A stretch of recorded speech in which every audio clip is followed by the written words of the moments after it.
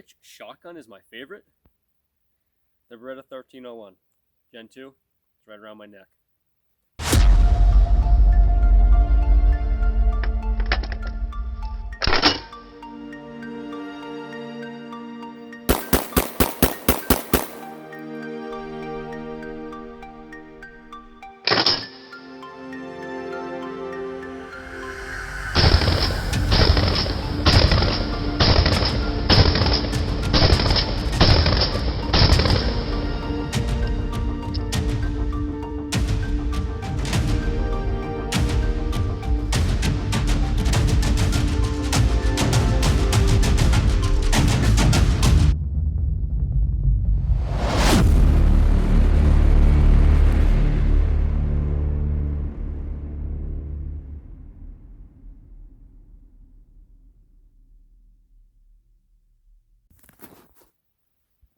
Alright, so Beretta 1301 Gen 2. What a beaut of a gun, huh? Big and beefy, but also very lightweight considering its size.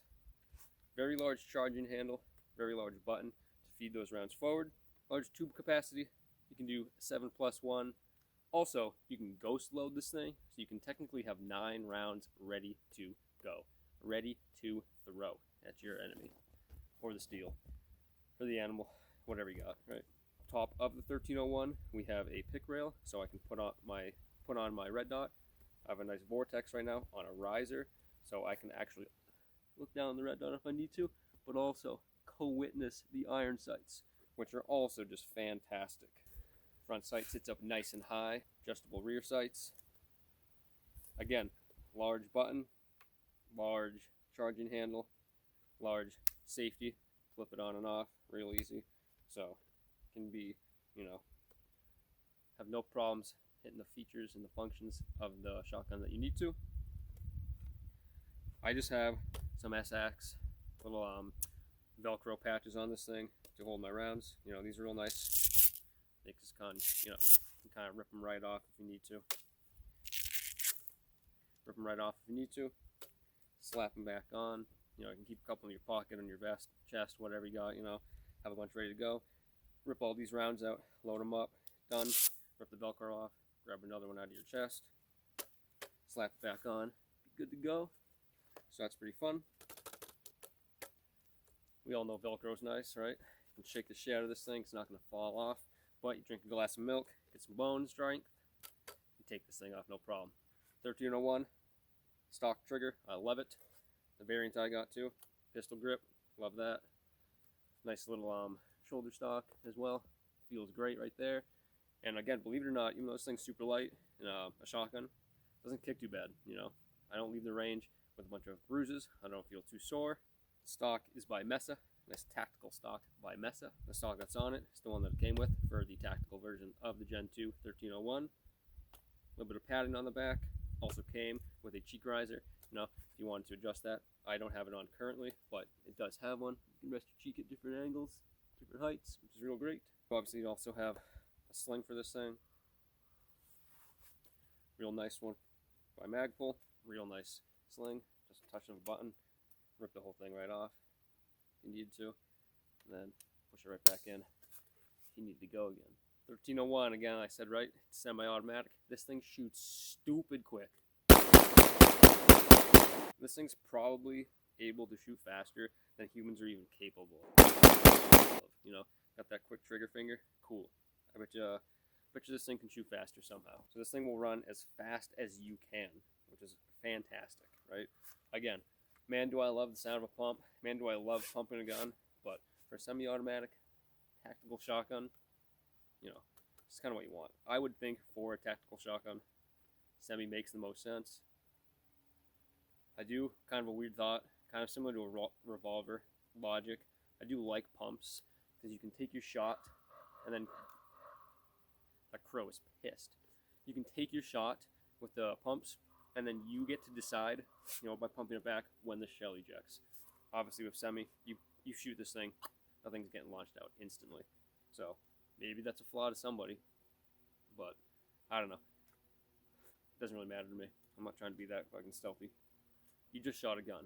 You think the sound of a shell bouncing off the ground, or the dirt, the leaves, wherever the hell you are, is going to matter? Not really. Something to consider though, I guess. So this is the Gen 2 version. The Gen 1 Beretta 1301 did have some problems.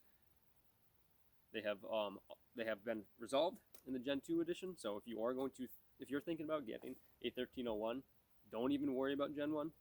Pretend it doesn't exist. Just get the Gen 2. I have had 0 malfunctions with this thing so far. I've shot about 1,000 rounds, mainly birdshot, just because of cost, some game shot and whatnot. But I have shot quite a few slugs and quite a few different branded buckshot through it as well. 0 malfunctions, like nothing. Obviously I clean this, I take good care of it, but no malfunctions at all, which is just fantastic. I think probably eventually I'll do a test where I just don't clean it for a while, see how many rounds of shotgun shells I shoot through it before something maybe does happen.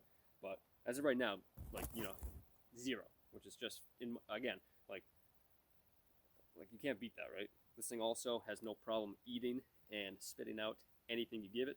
Birdshot, game shot, buckshot, slugs. It'll take everything. Different branded stuff. Just, amazing. If I had to give a ranking to all 4 of these, though, I would put Beretta 1301 at number 1. Mossberg 590 at second. Funny enough, I'd probably put the little baby Shockwave 590 at 3. And then the Mossberg Maverick 88 at number 4. This gun is very, very similar to any other 500 series shotgun, but made of cheaper parts. So as far as reliability goes, out of all 4 of these, it's gonna have to just come in 4th. Still functions great though. Still has 8 shots. This is a fun one. This is one that I love taking out to the range. Don't have to worry about scuffing up anything too nice. You can throw this around the back of a truck. Not worry so much. The Beretta 1301 is my baby. I train with it, I take it out, but I try to treat it as nice as possible. Now, the Beretta 1301 Gen 2 is the only one semi-automatic. The 88 is pump. 590 is pump. The little 590 Shockwave, also pump. So, Beretta 1301 Gen 2, kind of a class of its own, but it deserves to be at the top for multiple other reasons.